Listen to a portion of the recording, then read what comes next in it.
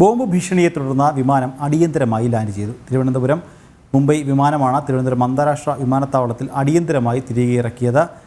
ഭീഷണിയുടെ ഉറവിടം കണ്ടെത്താനായിട്ടില്ല. മണിക്കൂറുകൾ നീണ്ട പരിശോധനയ്ക്ക് ശേഷമാണ് യാത്രക്കാർ പുറത്തേക്കെത്തിയത്.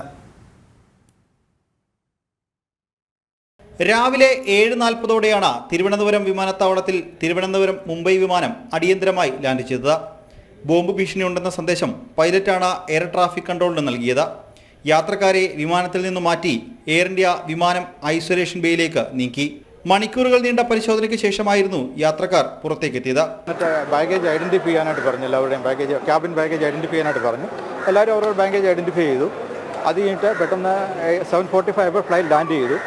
ലാൻഡ് ചെയ്തപ്പോൾ നമ്മൾ വെളിയിലോട്ട് എല്ലാവരും ഇരിക്കാൻ തന്നെ പറഞ്ഞു. കാര്യം സീറ്റ് ബെൽറ്റ് സൈൻ ഓൺ ആയിരുന്നു, ആരും എണ്ണീക്കരുതെന്ന് പറഞ്ഞു. അന്നേരമാണ് പൈലറ്റ് അനൗൺസ് ചെയ്ത് there is a security issue, there may be slight delay.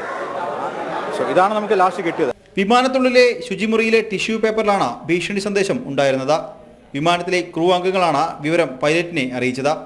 യാത്രക്കാരെ വിമാനത്തിൽ നിന്നും വിമാനത്താവളത്തിൽ എത്തിച്ചതിന് ശേഷം അന്വേഷണം നടത്തിയത് ശംഖുമുഖം ACPയുടെ നേതൃത്വത്തിലായിരുന്നു.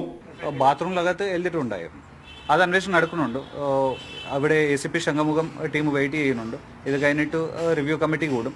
അത് കഴിഞ്ഞിട്ട് മാത്രം ഞങ്ങൾക്ക് പറയാൻ പറ്റും.